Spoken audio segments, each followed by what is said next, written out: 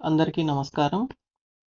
ఈ వీడియోలో మనం ఉత్తరప్రదేశ్ రాష్ట్రంలో ఉన్న మీర్జాపూర్ జిల్లా నుండి 8 కిలోమీటర్ల దూరంలో ఉన్న వింధ్యాచలవాసిని శక్తిపీఠం దర్శించుకుందాం.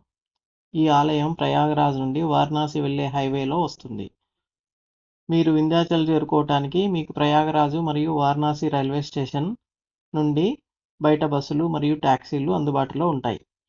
ఈ క్షేత్రంలో అమ్మవారు మహిషాసుర రాక్షసుని వధించి ఇక్కడే వెలిశారు. ఈ ఆలయం దగ్గర ఉండటానికి యాత్రి నివాస్ మరియు ప్రైవేట్ హోటల్స్ 1500 నుండి 2000 రూపాయల్లో అందుబాటులో ఉన్నాయి. ఈ ఆలయ ప్రాంగణంలో కొత్తగా కారిడార్ నిర్మించారు. ఆలయము మరియు కారిడారు రాత్రి సమయంలో దీపకాంతుల వెలుగులతో అద్భుతంగా ఉంటుంది. ఆలయంలో ఫ్రీ దర్శనం ఉంది మరియు శీఘ్ర దర్శనం కోసం మిమ్మల్ని అక్కడ ఉన్న పాండాలు సంప్రదిస్తారు.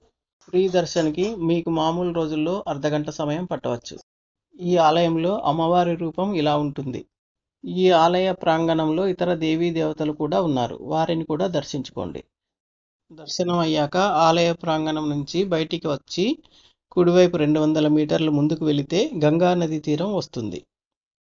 నదిని దర్శించండి. ఇంతటితో మన వింధ్యాచల శక్తిపీఠ దర్శనం సంపూర్ణం.